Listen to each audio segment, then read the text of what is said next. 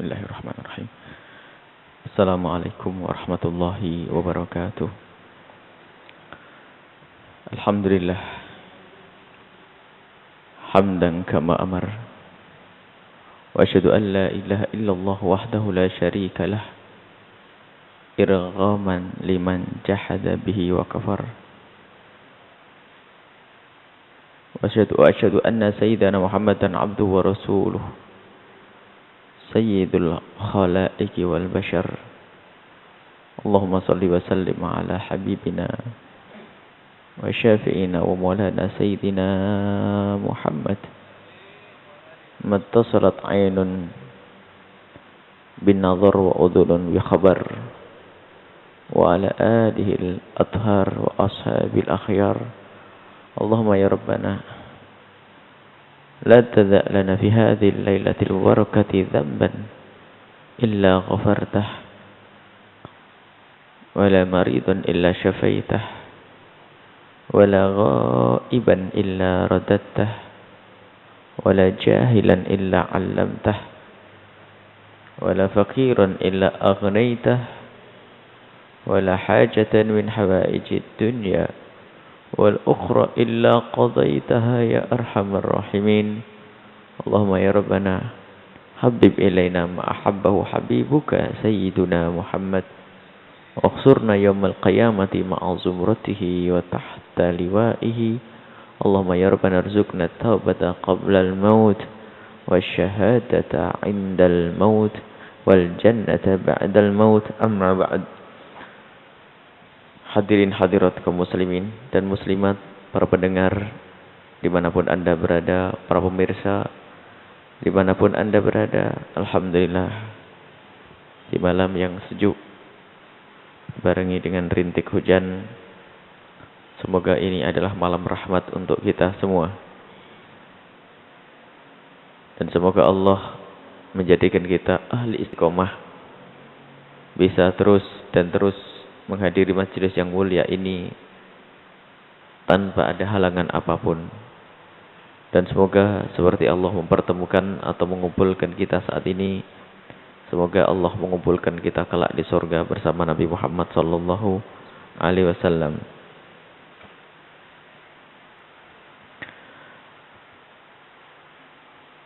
Hadirin hadirat yang dimuliakan oleh Allah Subhanahu wa taala, kita sebelum membaca kitab hikamnya Ibn Athaillah As-Sakandari, seperti biasa kita akan baca satu hadis yang diriwayatkan oleh Imam Bukhari rahimahullahu taala dalam kitab sahihnya yang sudah diringkas oleh Ibn Abi Jamrah dalam mukhtasarnya. Kita sudah sampai kepada hadis yang ke-105. Hadis yang ke-105, qala al-musannif rahimahullahu ta'ala nafa'ana Allah bihi wa bi ulumihi wa bi ulumikum fid darin amin ila anqal. An Asma binti Abi Bakar, diriwayatkan an Asma binti Abi Bakrin, diriwayatkan dari Sayyidatina Asma putri Sayyidina Abi Bakar As-Siddiq radhiyallahu anhu. Qalat, beliau berkata, kunna nu'maru 'indal kusufi bil 'ataqati.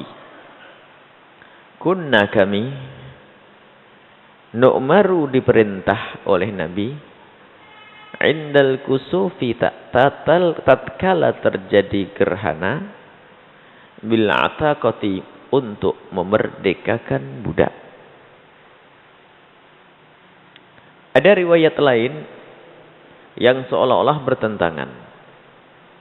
Dalam riwayat ini dijelaskan bahwa kalau kita menemukan matahari dalam keadaan gerhana atau rembulan, maka disunnahkan bagi kita untuk memerdekakan budak.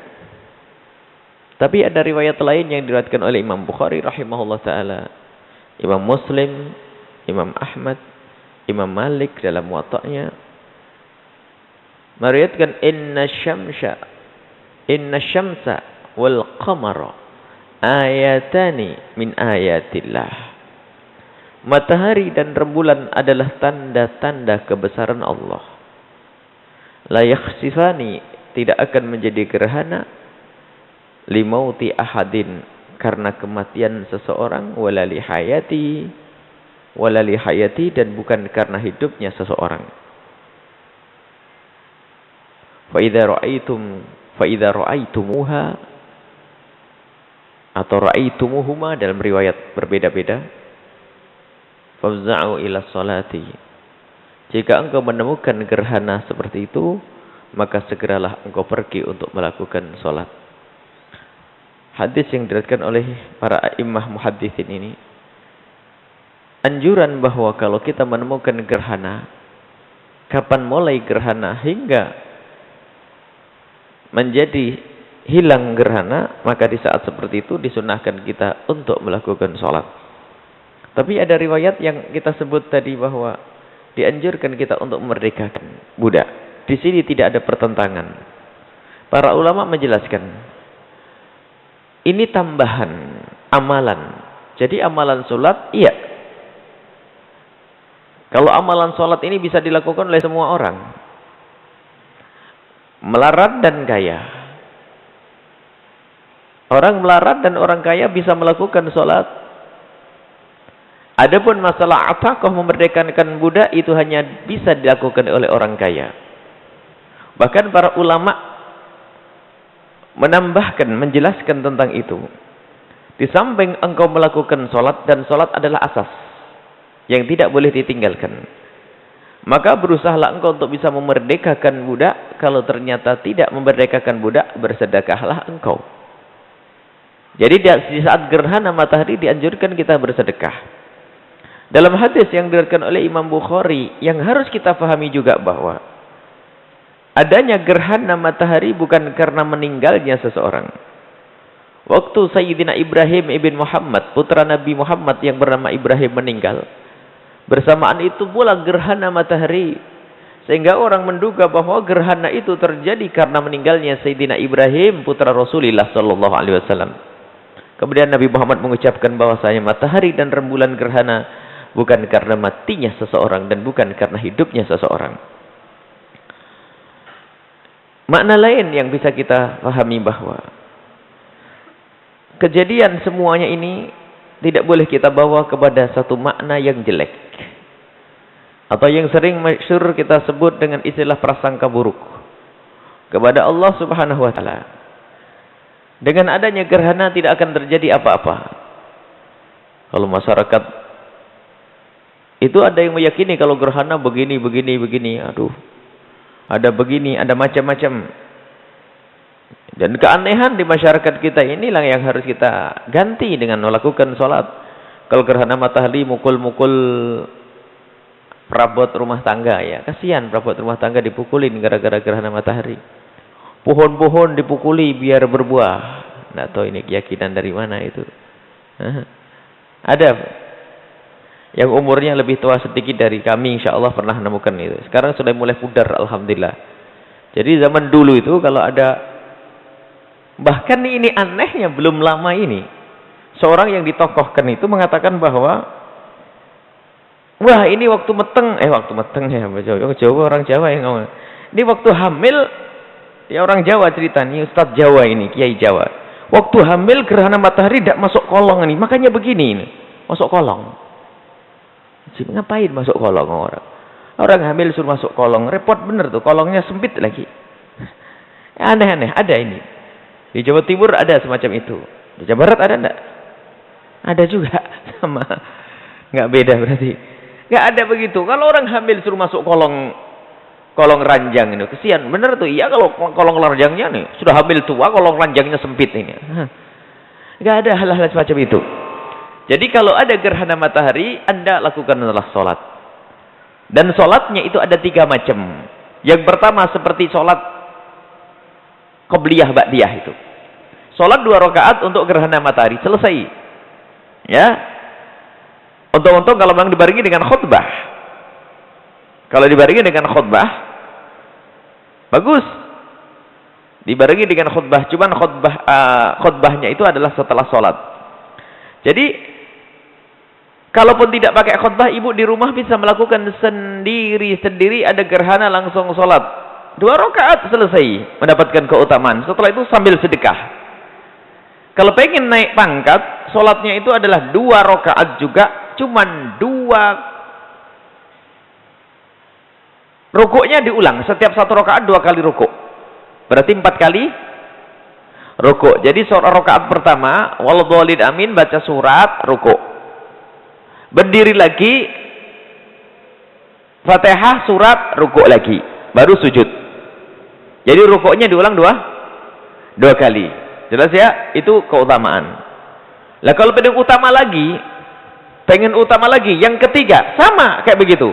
Setiap rakaat 2 kali rukuk. Bacaannya yang beda. Bacaannya itu Masya Allah. Kalau bisa luar biasa. Yang pertama baca surat Al-Baqarah. Yang kedua Al-Imran. Yang ketiga Nisa. Yang keempat adalah Maidah. 2 rakaat tapi kan 4 Fatihah. Setelah Fatihah 4 surat. Hebat ini. Dan ini pernah kejadian suatu ketika ada orang pengen mengamalkan, subhanallah. Setelah itu imamnya assalamualaikum, sudah tidak ada orang di belakangnya. Salatnya Al-Baqarah, Al-Imran, An-Nisa. Masya Allah. Habis Al-Maidah. Berapa jam itu melakukan salat? Sudahlah. Yang penting kita bisa melakukan. Kalau Anda bisa melakukan itu sekali-sekalilah. Ya lumayanlah. Sekali-sekali kalau ada gerhana lakukan itu semuanya. Dan ingat bahwasanya itu ada pahala besar. Karena itu salah satu sunnah yang dikukuhkan. Bersama adanya gerhana matahari. Baik, itu adalah tentang hadis yang kita baca dari kitab Sahih Bukhari. Disunnahkan sholat, itu nomor 1. Yang kedua, ditambah memerdekakan budak kalau bisa. Kalau tidak ada, ganti dengan sedekah. Kalau tidak, satu saja, sholat saja tanpa sedekah. Atau kalau memang sholat nggak bisa sholat, ibu-ibu barangkali dalam keadaan haid, maka sedekah saja. Ini adalah kalau kita menemui gerhana matahari atau gerhana rembulan, dengan begitu kita mendapatkan pahala. Tentunya beda. Kalau kita bersedekah di hari biasa, beda. Karena ini ada perintah khusus. Memerdekakan budak di hari-hari biasa, bagus.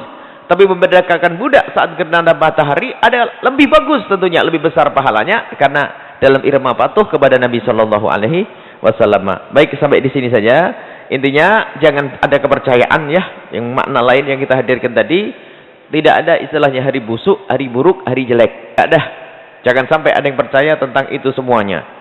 Termasuk nggak ada hari naas, Rebu Wekasan. Nah, ini besok malam. Wah, besok malam Rebu Wekasan, hati-hati. Rebu Wekasan adalah hari rahmat. Nggak ada bencana 320.000 turun, itu nggak ada. Tidak ada riwayat dari Nabi Sallallahu Alaihi Wasallam. Ya. Tidak ada nggak ada. Itu riwayat yang tidak benar. Itu hanya ada diriwayatkan, dinukil dari orang yang katanya wali, mengatakan bahasanya di malam Rebu terakhir di bulan Safar akan turun bencana 320.000, maka lakukanlah sholat. Tidak usah melakukan sholat seperti itu. Akan tapi kalau Anda ingin beribadah saja di Rebu Wekasan atau yang lainnya, boleh kita mengadakan acara Rebu Wekasan ya, yang maknanya untuk mengikat orang dalam undangan yang tidak usah diulang-ulang. Maksudnya begini, ya sudahlah, nanti kita akan ada pertemuan majelis besar menyambut Maulid Nabi pas Rebu Wekasan di bulan Safar. Safar kan menjelang Maulid Nabi. Tapi nggak ada kepercayaan yang aneh-aneh. Pokoknya kalau percaya yang aneh-aneh langsung pangkas. Tidak boleh percaya yang aneh-aneh. Sebab ini riwayat ini luar biasa, lebih masyhur daripada hadis Nabi SAW. 320.000 ada bencana turun. Kalau Anda mempercaya itu, akan diturunkan bencana untuk Anda. Inilah. Karena apa? Ana inda dhanni abdi bi. Aku tergantung bagaimana hamba mendugaku. Rebu Wekasan, hari baik, nggak ada bencanaan. Bencana itu adalah karena kemaksiatan. Jadi kalau Anda maksiat, itu hari jelek bagi Anda. Tapi kalau Anda beribadah baik, maka jangan percaya hal itu. Kalaupun Anda sudah ada perkumpulan, mungkin di sebuah kampung, sebuah kota, sebuah daerah ada perkumpulan orang untuk merayakan Rebu Wekasan, jangan dipangkas, jangan dibubarin. Yuk buat pengajian saja di situ. Jangan ganti sholat tasbih atau sholat yang lainnya, selesai. Lupakan cerita tentang 320.000 penyakit, selesai. Wallahu a'lam bishawab. Kita langsung kepada hikmahnya Ibn Athaillah As-Sakandari. Kita sudah sampai kepada hikmah yang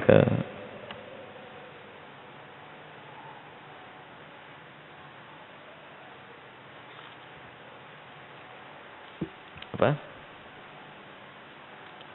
Hikmah yang ke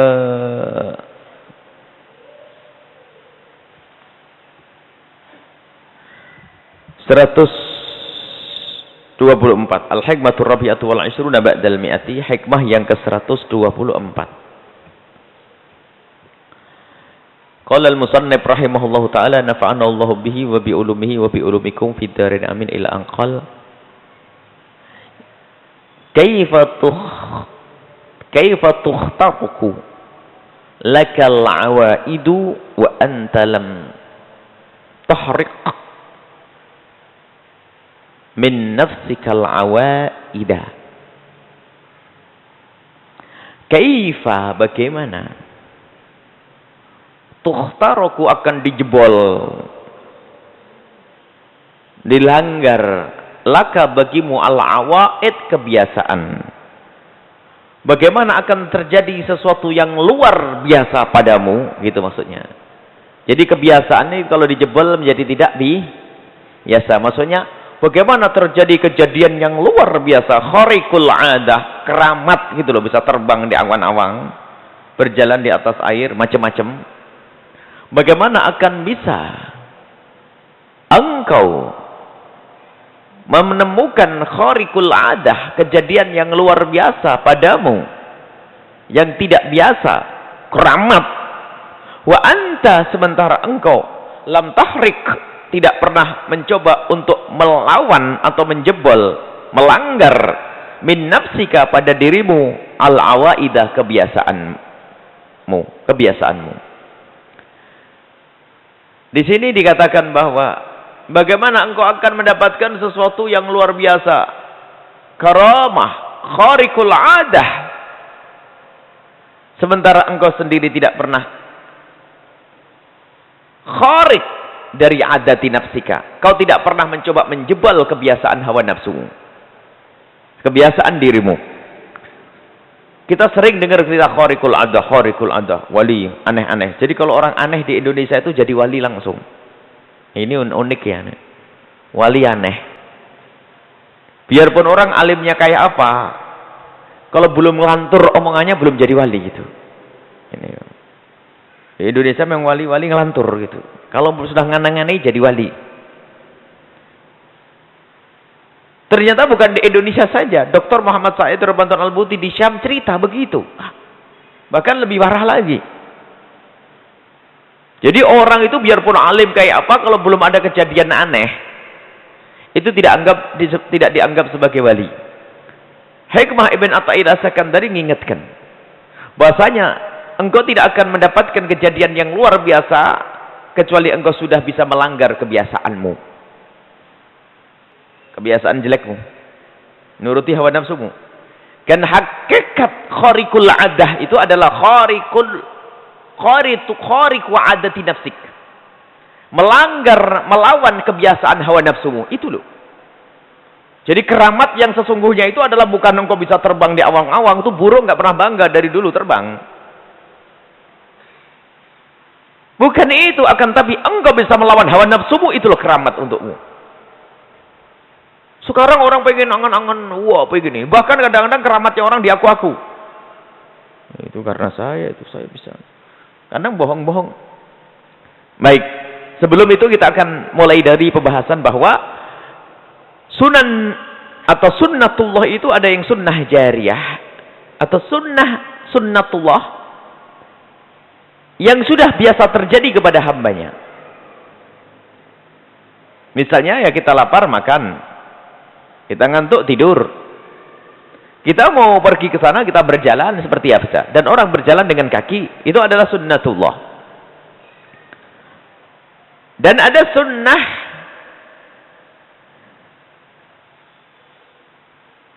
khariqah. Bukan sunnah jariyah, tapi sunnah khariqah. Sunnatullah juga, tapi tidak seperti kebiasaannya. Allah bisa memberlakukan itu semua kepada hamba-hamba pilihannya, tidak seperti biasanya. Tiba-tiba ada orang kayak gitu. Kalau orang pengen makan tentunya harus mencari dulu menanak nasi. Tapi ada orang menggenggam tangannya, menggenggam ke tangan, sudah keluar makanan. Ini sunnatullah juga, tapi khariqah, tidak seperti biasanya. Biasanya adalah orang kalau pengen mencari makan ya menanak nasi dulu. Tapi dia bisa, orang ini bisa melakukan sesuatu tanpa harus memasak, dia bisa mendapatkan makanan. Contohnya itu. Nah, ketahuilah bahwa sunnatullah yang syariah, yang jariah, yang biasa terjadi, itu harus kita patuhi. Nggak bisa kita tidak patuhi, harus patuh. Kalau kita ingin mendapatkan sunnah khariqah, khariqul adah, kalau bahasa kita, bahasa wali-walian itu, bahasa wali yang sesungguhnya dan wali palsu juga pakai istilah itu. Bahasa khariqul adah, bahasa kita tidak akan mendapatkan kejadian sunnah khariqah kecuali kita sudah melakukan sunnah jariyah. Sunnah jariyah adalah kebiasaan yang berjadi. Jariyah itu yang biasa terjadi, kewajaran. Kita tidak akan mendapatkan sesuatu yang luar biasa kecuali kita melakukan sesuatu yang wajar dulu. Sayyidina Rasulullah sallallahu alaihi wasallam bisa saja minta langsung kepada Allah dalam perang Badar, ya Allah, turunkan kepada kami malaikat. Bisa. Tapi Nabi Muhammad tidak seperti itu. Nabi Muhammad mengatur barisan dulu, strategi perang, dipelajari perjalanannya bagaimana. Untuk menempuh perjalanan agar tidak berpapasan musuh di sini, dia pakai strategi.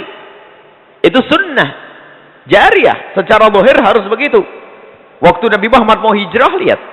Nabi Muhammad akan hijrah, seandainya beliau harus ke arah barat, beliau ke arah timur. Menghilangkan jejak dulu. Biarpun ternyata orang kafir pun ngikut ke timur. Tapi harus ada strategi. Strategi itu sunnah jariyah. Kalau ingin berhasil harus ada strategi. Dan kemudian setelah itu Allah menurunkan malaikat, itu adalah sunnah yang namanya khariqah. Tidak biasanya dalam peperangan diturunkan malaikat oleh Allah, tapi diturunkan malaikat. Tapi setelah Nabi Muhammad melakukan zahir, sesuatu yang sifatnya zahir, ilmu laduni yang sering digembar-gemborkan orang, syaratnya harus rajin dulu dong, belajar ibadah dekat kepada Allah. Ini ngantuan, nakal, bandel, anak kiai dapat ilmu laduni. Biarpun anaknya kiai gak dapat ilmu laduni kalau dia tidak mujahadah. Nah ya, ilmu laduni syaratnya harus banyak dekat kepada Allah. Rajin ibadah kepada Allah, rajin belajar menuntut ilmu. Karena dia rajin menuntut ilmu dekat kepada Allah, nanti Allah akan beri ilmu yang tidak pernah ia pelajari. Namanya ilmu laduni. Biasanya gaya-gayaan ini, anaknya kiai disetting nggak usah belajar tapi pinter. Gayanya sih pinter, tapi tebalul kalau nggak belajar, nggak ada. Tidak usah. Ini sunnah jariyah harus dipatuhi. Pengen alim belajar, tidak tidur. Para ulama menjadi ulama tidak tidur, mereka banyak waktunya untuk belajar. Sekarang enggak. Jarang belajar, jarang ngaji. Giliran bapak mati langsung jadi kiai. Orang awam nggak ngerti, tidak pernah kumpul. Hebat ya, dulu bandel, teman saya nakal di sekolahan jadi kiai. Memang anaknya kiai langsung jadi kiai. Al ilmu nurun. Ilmu itu nurun, cahaya jadi nurun, keturunan. Nggak ada anak kiai tidak belajar, bodoh. Anak kiai tidak belajar tidak akan mendapatkan ilmu. Sunnah jariyah, sunnah zahir harus ditempuh, baru setelah itu mendapatkan ilmu laduni. Baik. Kemudian berbicara tentang karamah. Ibn Athaillah As-Sakandari ingin mengingatkan bahwa, dan ini pernah beliau mengingatkan dalam hikmah yang dahulu, yang sudah kita baca beberapa waktu yang lalu. Kadang ada hamba Allah itu pengen punya kejadian yang aneh-aneh pada dirinya. Bisa berterbang di awang-awang, berjalan di atas air dan sebagainya. Karamah. Khariqul adah. Gelarnya namanya khariqul adah. Kalau punya karamah itu khariqul adah. Ditegaskan oleh Ibn Athaillah Sakandari. Bagaimana engkau akan mendapatkan karamah? Engkau tidak pernah engkau mendapatkan kemuliaan dari Allah. Engkau tidak pernah memuliakan syariat Allah. Bagaimana Allah memuliakanmu? Engkau tidak pernah memuliakan syariat Allah. Mana engkau mendapatkan khariqul adah? Engkau sendiri tidak pernah melawan adah dirimu sendiri. Jadi hakikat karamah itu adalah kalau engkau sudah bisa melawan hawa nafsumu. Itu karamah. Hawa nafsu yang menghantarkan kita kepada kehinaan. Inna nafsa la'amaratun bisu. Hawa nafsu yang selalu mengajak kepada kebaikan. Itu yang disebut khariqul adah. Khariqul adah, adati nafsik, adat dirimu, adat hawa nafsumu. Bukan terbang di awang-awang, bukan. Para waliullah tidak pernah menganggap itu sebagai sesuatu yang luar biasa. Para waliullah kalau diberi oleh Allah keistimewaan begitu malah nangis. Ini. Jadi melawan hawa nafsumu. Untuk tidak menonton sesuatu yang tidak pantas. Menghabiskan waktunya sesuatu yang tidak ada guna. Hawa nafsu. Maka dengan menuruti hawa nafsu tidak akan mendapatkan karomah dari Allah. Bagaimana akan mendapatkan khariqul adah dengan adat nafsinya, adat dirinya sendiri, dia tidak bisa melawannya. Dia tidak bisa menjebol, tidak akan mendapatkan karomah dari Allah Subhanahu wa taala. Diingatkan oleh Ibn Athaillah Sakandari, banyak orang yang rindu itu. Beribadah hanya pengen bisa terbang di awang-awang. Bahkan yang namanya khariqul adah, kejadian yang luar biasa terjadi padanya itu jadi impian. Sehingga beribadah kayak apa itu hanya pengen kayak begitu.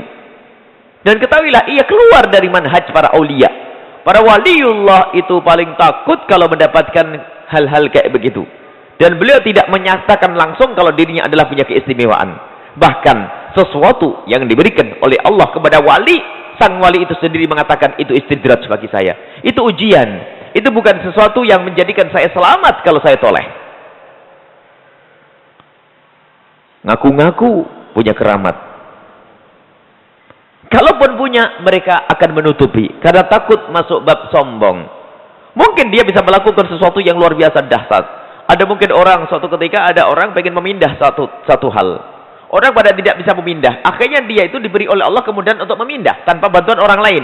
Dia nggak boleh cerita esok harinya aku yang memindah. Dia akan menisbatkan ke orang lain. Karena malu, takut nanti orang menganggapnya atau menyanjungnya, takut dengan sanjungan-sanjungan itu, atau orang berkerumun di kiri kanannya, sehingga akan menjadikan dia ujub dan hilanglah karomat itu, kemuliaan dari Allah hilang.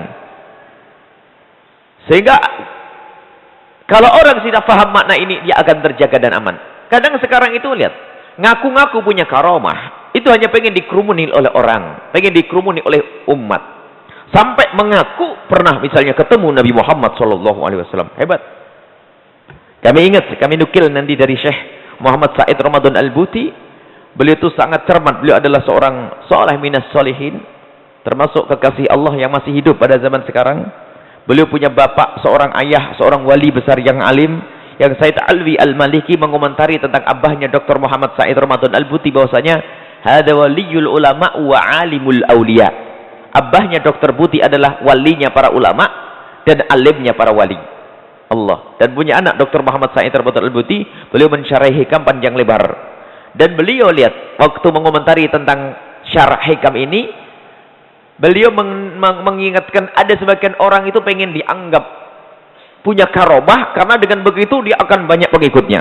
Ceritanya aneh-aneh, dok. Kalau udah aneh nggak enak. Bukan cerita ilmu, bukan cerita tentang bagaimana meningkatkan akhlak yang mulia. Hanya cerita tentang keutamaan dirinya. Aku semalam ketemu Rasulullah. Allah. Nangis kadang-kadang ceritanya. Allah. Dusta. Kilip. Bohong. Orang bertemu dengan Rasulullah mahal. Jika ada seorang bermimpi ketemu Rasulullah mahal. Kalau para ulama bertemu Rasulullah, dia tidak akan cerita kepada siapapun. Karena itu rahasia antara dia dengan Habibuh sallallahu alaihi wasallam. Bukan diobral. Ada orang cerita seminggu sekali. Wahai santriku. Kadang bahasanya bahasa tahu. Tolong doain agar saya bisa terjaga hati saya. Karena saya itu Masya Allah. Setiap malam ketemu Rasulullah. Tawaduk tapi sombong. Ketemu Rasulullah pamer. Seminggu sekali ketemu Rasulullah. Murah bener. Apalagi kadang ketemu Rasulullah langsung. Yagdotan. Memang bisa ketemu Rasulullah secara yaqdah, tapi ngakumu itu loh yang nggak benar. Bahkan seandainya benar pun tidak perlu engkau bercerita kepada siapapun. Karena apa? Mimpi ketemu Rasulullah ini adalah kemuliaan dan kemuliaan untukmu, dan di saat kau ceritakan akan luntur. Kalau seandainya ada orang punya intan permata dan semua orang mencarinya, kalau dia tahu orang itu megang intan permata bakal diambil itu, kira-kira disembunyikan atau tidak? Anda dapat intan permata Dan semua orang kampung mencari itu, karena itu luar biasa harganya, dan dia mencari-cari. Ada perampok di kiri kanan Anda akan mencari. Anda menemukan intan permata itu. Akankah Anda ceritakan kepada orang? Tidak mungkin, karena kalau Anda ceritakan bakal dirampok. Ini mimpi ketemu Rasulullah. Itu bukan intan permata, lebih dari itu semua. Dan di saat kita ceritakan ke orang, masuk bab ujub, hilang itu kemuliaan. Kita ceritakan ke orang, sombong, hilang itu kemuliaan. Mungkinkah Anda bercerita? Ayo coba.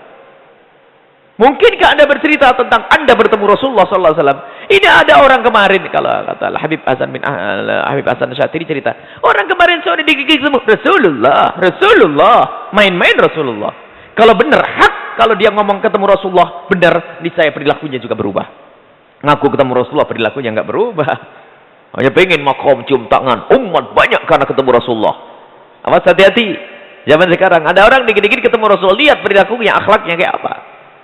Dan tidak mudah ketemu ngomong seseorang alim, soleh, wali itu mengaku ketemu Rasulullah. Kalaupun ketemu akan ditutup-tutupi. Saya akan bacakan nasnya supaya tidak dinisbatkan omongan ke kami. Sebab kami sering mengulang-ulang kalimat ini. Bukan saja Dr. Putih mengatakan, ulama-ulama, Imam Haddad pun mengatakan, karomat itu adalah berat. Termasuk Syekh Yusuf An-Nabhani. Karomat itu bagi waliullah, karomat, kejadian luar biasa, itu berat. Itu halangan. Jadi dia itu ingin Allah. Karomat itu selain Allah. Kalau sampai dia menoleh kepada keramat, bisa terbang lalu bangga, nggak sampai kepada Allah, batal dia jadi wali. Allah. Batal jadi wali. Bisa begini, bisa begitu. Kau dia Allah, siapa dulu? Batal jadi wali. Sekarang orang jadi rebutan wali. Ada sampai suatu ketika minta ijazah, pengen bisa dapat karomah. Ijazah dapat keramat. Istiqomah, ibadah, takut kepada Allah, nanti diberi oleh Allah karomah. Bahkan ini Dr. Putih mengatakan, ada orang-orang yang mengaku sampai ijtima' bi Rasulillah sallallahu alaihi wasallam fil yaqtati, dalam keadaan ini. Bainal khain wal akhir. Subhanallah.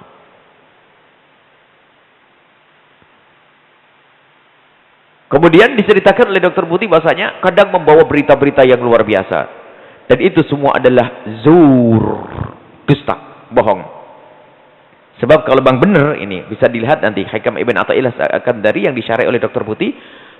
Beliau menceritakan tentang panjang lebar orang-orang yang mengaku semacam ini. Kalau saya baca terlalu panjang ya, cukuplah begini, saya nukil dari beliau. Mengaku-ngaku ketemu Rasulullah, mengaku bersama Rasulullah, ngaku. Bahkan ada yang ngomong, kalau ziarah kubur Nabi Muhammad, saya bisa langsung ngobrol duduk dengan Nabi Muhammad SAW. Ngejek Rasulullah. Bagaimana seperti itu tuh? Kalau ceritanya Said Ahmad Al-Badawi yang pernah kami ceritakan. Said Ahmad Al-Badawi pernah ketemu Rasulullah yaqdatan, secara langsung. Itu Said Ahmad Al-Badawi. Dan beliau tidak gembar-gembar seperti ente. Said Ahmad Al-Badawi pernah ketemu Rasulullah yaqdatan. Habib Abdurrahman As-Segaf ketemu yaqdatan, langsung. Tapi beliau tidak gembar-gembor. Permalaman pribadi yang beliau temukan, itu pun dengan penyesalan kalaupun cerita kepada orang. Kita tanyakan kepada guru kami Habib Idrus bin Muhammad Al-Kaf, bagaimana tentang mimpi Rasulullah SAW? Mimpi Rasulullah itu adalah mahal. Para salafun soleh kalau mimpi ketemu Rasulullah, kalau punya harta 1 juta, maka akan diinfakkan separuhnya. Karena syukur telah mimpi ketemu Rasulullah SAW. Jadi kalau dia punya duit 1 miliar, disediakan 500 juta. Ayo. Mimpi Rasulullah kok masih pelit, ini bagaimana? Ya, hati-hati. Kalau ada orang sudah dikit-dikit ngaku ketemu Rasulullah, fitnah. Baik, inilah. Jadi hati-hati. Masalah keramat yang diberikan Allah kepada seorang hamba memang betul-betul kemuliaan jika orang itu dengan karomah itu kok semakin takut. Kalau dicabut kemuliaan itu, bahkan dia akan curiga, jangan-jangan ini bukan karomah yang sesungguhnya. Jangan-jangan ini istidrat. Istidrat itu apa? Istidrat itu ujian, bukan sebuah kemuliaan, tapi penghinaan dari Allah dalam bentuk kemuliaan. Istidraj bisa melakukan apa saja. Bisa ini, itu dan sebagainya. Bisa jalan, ngelipat bumi lah kalau bahasa dahulu. Ngelipat bumi. Mau ke Mekah langsung. Ketahuilah, jin, ifrit bisa melakukan itu semuanya.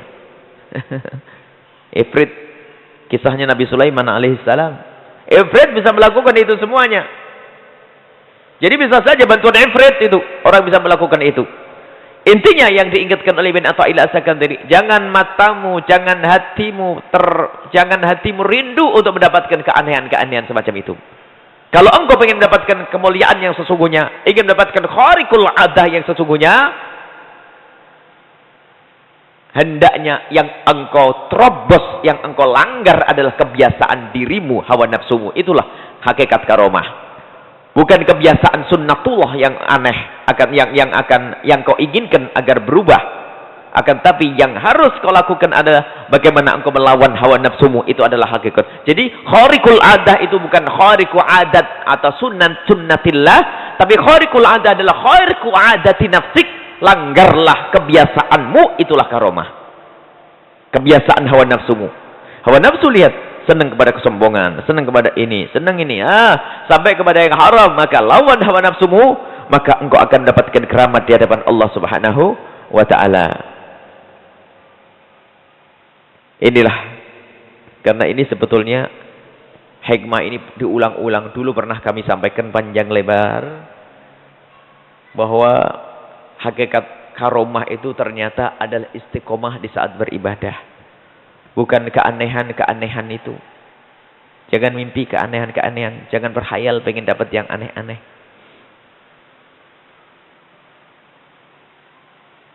Apalagi tahu orang dirinya wali, musibah. Saya ini wali. Bagaimana dia wali? Ngaku diri wali. Sebab ngaku dirinya kekasih Allah. Ngaku ahli surga. Malu. Sayyidina Imam Ali karramallahu wajhah selalu mengaku bahasanya dia adalah orang yang banyak dosa. Bukan jadi wali. Padahal Sayyidina Ali pasti waliullah itu. Pasti kutub beliau itu. Tapi ternyata beliau masih merasa bersalah. Ini orang akhir zaman merasa jadi wali. Musibah. Jadi inilah yang bisa kami hadirkan pada kesempatan ini. Jangan sampai di saat Anda beribadah rindu untuk mendapatkan keanehan-keanehan. Akan tapi anehlah engkau. Maksudnya yang perlu kau langgar adalah hawa nafsumu. Jadi kau harus perilaku aneh hari ini. Aneh itu berubah, berbeda. Berbeda dari kebiasaanmu. Itulah keramat. Berbeda dari kebiasaanmu, keramat. Biasanya nonton sinetron berapa kali seminggu? Saya pengen jadi waliullah, sudah. Gak usah pakai puasa-puasaan. Sekarang zamannya zaman berubah. Untuk tidak berurusan dengan film-film yang enggak. Dengar berita, masa ngaji di at-taqwa masih seneng nonton acara gosip sama selebritis katanya. Gimana itu? Saya dengar-dengar tak judulnya itu ya. Selebritis sama gosip, bagaimana itu? Pengajiannya di mana? Dengar pengajian, dengar zikir, dengar kalimat-kalimat hikmah, dengar tausiah. Bukan hal-hal yang semacam itu. Hawa nafsu bagus ceritanya. Silsilah, apa namanya? Episode. Ada sinetron, ada ini. So, itu hawa nafsu. Kalau engkau bisa melawan itu semuanya, itu awal karomat untukmu. Ngomong terus, gunjing orang. Itu adalah musibah. Musibah. Awal gunjing. Gunjing itu dinikmati juga. Kebiasaan. Kebiasaan jelek itu dilawan kalau pengen dapat keramah. Kebiasaan jelek. Kebiasaan yang tidak baik. Gunjing orang. Mata jelalatan, keluar yang nggak ada perlunya. Ada orang itu, ada anak gadis itu di kakinya itu ada uletnya, nggak bisa duduk di rumah tuh, jalan dok sana main. Ada ini muter tuh. Coba itu kelawan hawa nafsu kayak gitu tuh. Di rumah yang baik, terhormat, ngaji Al-Quran, baca Al-Quran, sholat indah. Itulah karomat untukmu. Bukan bisa terbang di awang-awang. Bukan bisa jalan di tembok, ya. Jalan di lantai, ya. Cicak itu jalan di tembok. Baik, jadi lupakanlah tentang keramat-keramat yang selama ini Anda sebut-sebut. Bisa berjalan di atas air, bisa berjalan terbang di awang-awang. Bukan itu keramat yang harus kau nanti-nanti. Yang kau nanti adalah kemuliaan dari Allah kelak di surga Allah Subhanahu wa taala. Biarpun di dunia tidak terlihat. Bahkan para kekasih Allah itu minta, ya Allah, jadikanlah aku ini kekasihmu wali yang tersembunyi. Wali mastur. Semoga Allah menjadikan kita semua adalah wali yang tersembunyi. Amin. Kalau tidak tersembunyi fitnah di kita. Kalau bukan fitnah di kita, fitnah di anak-anak kita. Allah. Semoga Allah menjadikan kita wali tersembunyi. Enggak usah disebut-sebut wali, tapi wali sesungguhnya di hadapan Allah. Enggak usah disebut-sebut. Inna lillahi al-adqiya al-akhfiya. Rasulullah menyebutkan, Allah mempunyai orang-orang bertakwa tapi tersembunyi. Idza hadaru lam yu'rafu idza hadaru lam yu'rafu. Kalau hadir tidak ada yang tahu. Kalau hadir tidak ada yang tahu, tapi kalau pergi dirasa. Ada kekasih Allah itu tidak dirasa, wali. Waliullah ahli istiqomah. Dan bahkan gelarnya bukan ulama. Mungkin dia seorang pedagang di pasar, jujur. Setiap melihat kekaraman istighfar, istighfar. Sampai di rumah capek, Allah, alhamdulillah capek, bisa langsung tidur. Bangun malam tahajud, siap-siap dagang, besok lagi wali. Tidak ikut kebiasaan orang-orang yang aneh-aneh dengan nonton begadang sampai jam 1 malam, nonton film sampai jam 2 malam, film ya. Subuh buru-buru langsung dagang di pasar pun ternyata harus dilalatan sana sini. Ya. Bukan itu, tapi biarpun tidak gelarnya wali, tapi itu adalah waliullah. Gelarnya di dunia tidak ada, tapi di hadapan Allah ada. Jadi kita pengen menjadi wali yang tersembunyi.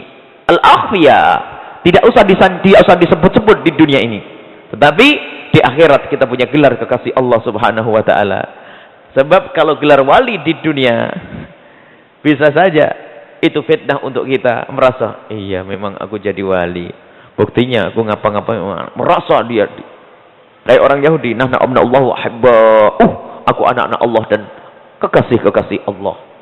Jadi merasa punya kelebihan di hadapan Allah, akhirnya bisa semenang-menang kepada sesama manusia, merendahkan manusia, hilanglah kewaliannya. Kalau tidak fitnah di diri kita sendiri, fitnah di anak-anak kita, merasa anaknya wali, anak wali, anak wali. Bahkan ada seseorang itu marah kepada orang gara-gara apa? Kamu tidak hormat dengan kakek saya waliullah. Bukan tidak hormat, hanya tidak menyebut namanya saja. Tidak disebut karena tidak hormat. Jadi mudah tersinggung anaknya wali itu. Karena apa? Merasa bapaknya wali. Iya, bapaknya wali, tapi anaknya bisa penjahat. Hati-hati. Dan juga fitnah besar, termasuk fitnah besar ulama, anaknya seorang alim. Kadang tidak belajar merasa alim, fitnah lagi. Anaknya orang alim tidak belajar karena bapaknya alim, dia merasa punya pangkat kayak bapaknya. Orang lain husnudzon, dipikir dia alim padahal dia goblok. Musibah lagi ini. Insyaallah, semoga Allah Subhanahu wa taala memberikan kepada kita anak yang soleh, solehah, yang bakal dibanggakan oleh Rasulullah. Dan semoga Allah mengangkat kita menjadi kekasih-kekasihnya tanpa keramat dohir kayak itu. Kita pengen keramat kita istiqomah. Kita pengen diberi oleh Allah karomah istiqomah. Istiqomah adalah paling agungnya karomat. Istiqomah adalah paling agungnya karomat. Dikatakan bahwa istiqomah itu a'dham karomat. Paling agungnya keramat dari Allah adalah kok Allah menjadikan engkau rajin ngaji. Dalam keadaan sibuk kayak apapun masih ngaji. Bangun malam biarpun tidurnya terlambat masih bisa bangun malam. Sholat sejuk enak. Sholat duha nggak pernah tertinggal. Kok bisa istiqomah? Maka itulah karomah yang sesungguhnya. Biarpun nggak usah terbang di awang-awang. Kalau terbang naik haji saja sama umroh. Selesai. Ini baik. Dan semoga Allah mempertemukan kita dengan Rasulullah di dunia sebelum di akhirat nanti. Dan ingat, tidak usah cerita ke siapa-siapa. Antara engkau dengan Allah, antara engkau dengan Rasulullah. Bisa bertemu Rasulullah, mimpi ketemu Rasulullah, banyak baca salat kepada Rasulullah, tapi itu adalah urusanmu dengan Rasulullah. Jangan sampai menjadi kesombongan. Tanda bohong adalah kalau orang bangga dengan itu semua di depan manusia. Aku ketemu Rasulullah, itu bohong. Dan itu yang sering banyak dilakukan oleh orang-orang yang pengen cepat punya makom di hadapan manusia, bukan di hadapan Allah Subhanahu wa taala. Jadi tunggangannya Rasulullah sallallahu alaihi wasallam, dusta atas nama Nabi sallallahu alaihi wasallam. Sebagian ulama termasuk Ibnu Hajar Al-Haytami, kalau ada orang ngaku-ngaku kayak begitu ketemu Nabi Muhammad, melihat Nabi Muhammad secara terang-terangan, diapain? Dicambuk, ditakzir. Ditakzir. Luar biasa ini. Kalau ada orang ngaku aku ketemu Nabi Muhammad, oh ya sudah, ambil rotan, der begitu sudah, beres. Karena itu bukan main-main. Jangan direndahkan Nabi Sallallahu Alaihi Wasallam. Termasuk yang dikatakan oleh Dr. Buti ini, lihat sekali. Walam yakun fil usul khaliyati allati kanat ad-dallatu islamu tanhat, ini lihat sebentar. Ini. Laqad kana alladhi yadda'i ru'yata Rasulillah sallallahu alaihi wasallam. Ada orang ngaku ketemu Rasulullah sallallahu alaihi wasallam terang-terangan langsung. Yu'arrad li'iqabit ta'zir, maka dia akan dihadapkan kepada hukuman takzir. Dihukum. Jadi kalau pemerintah Islam yang benar, kalau ada orang-orang ngaku ketemu Rasulullah begitu, langsung ditakzir. Bukan mengatakan tidak mungkin. Sebab apa? Dia membuat fitnah. Nggak usah disebut-sebutkan. Sebab ketemu Rasulullah itu mungkin. Ini harus kita yakini, jangan sampai salah paham. Sebagian orang mengatakan ketemu Rasulullah nggak mungkin. Mungkin. Mimpi ketemu Rasulullah benar, man ra'ani fil manami sawfa yarani biyaqinan atau bil yaqdatan. Siapa yang bertemu denganku di dalam mimpi itu tidak bohong. Fa inna syaitana la yatamatsalu bi, sebab setan tidak bisa menjelma jadi aku. Kalau Anda ketemu Rasulullah dalam mimpi Anda, benar itu Rasulullah sallallahu alaihi wasallam. Syukuri nikmat dari Allah, tapi enggak usah gembar-gembor sana sini. Kalau gembar-gembor tanda Anda bohong. Bahkan bisa saja kalau ada orang ngaku mimpi Rasulullah digembar-gemborkan, katakan dusta. Kenapa?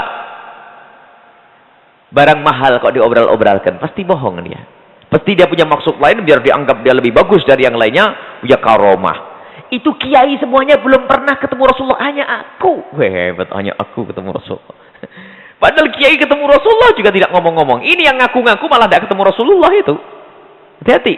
Kalau Anda pernah mendengar begitu, kata Dr. Buti. Kalau Anda pernah mendengar orang ngaku-ngaku ketemu Rasulullah, maka hati-hati, itu bohong. Yang diam-diam itu loh yang malah ngeri itu. Ibu-ibu di kampung yang rajin ibadah, kiai-kiai yang di kampung yang capek itu ya. Pengajian tuh capek naik sepeda, pagi ke sawah, sore ngaji, pagi ke sawah, sore ngaji. Allah, itu bisa wali-wali bener itu, bisa ketemu Rasulullah setiap saat itu. Tapi mereka tidak pernah gembar-gembor, tidak pernah ngaku-ngaku ketemu Rasulullah sallallahu alaihi wasallam. Semoga Allah menjaga kita dari dusta. Man kadzaba alayya muta'ammidan falyatabawwa maq'adahu minan nar. Dusta atas nama Nabi Muhammad, neraka tempatnya. Ngaku ketemu Rasulullah termasuk dusta. Hati-hati. Biarpun ini godaan luar biasa. Makom dunia, pengen dikerumunin orang, pengen diwalikan oleh orang. Pengen diwalikan oleh orang, Rasulullah jadikan kendaraan. Ditunggangi Rasulullah, kurang ajar kepada Nabi sallallahu alaihi wasallam, ngaku dikit-dikit ketemu Nabi sallallahu alaihi wasallam. Semoga Allah menjaga kita semuanya, dan semoga Allah menjauhkan kita dari dusta, dan semoga Allah mempertemukan kita dengan Nabi di dunia biarpun di dalam mimpi, kemudian nanti mempertemukan di akhirat bersama Nabi Muhammad sallallahu alaihi wasallam, mendapatkan syafaat Nabi di surga bersama beliau. Wallahu a'lam bissawab. Jazakumullah khairan jaza. Terima kasih kepada guru kita Buya Yahya. Selanjutnya untuk kesempurnaan majelis kami persilakan untuk hadirin bertanya langsung. Kami persilakan di belakang.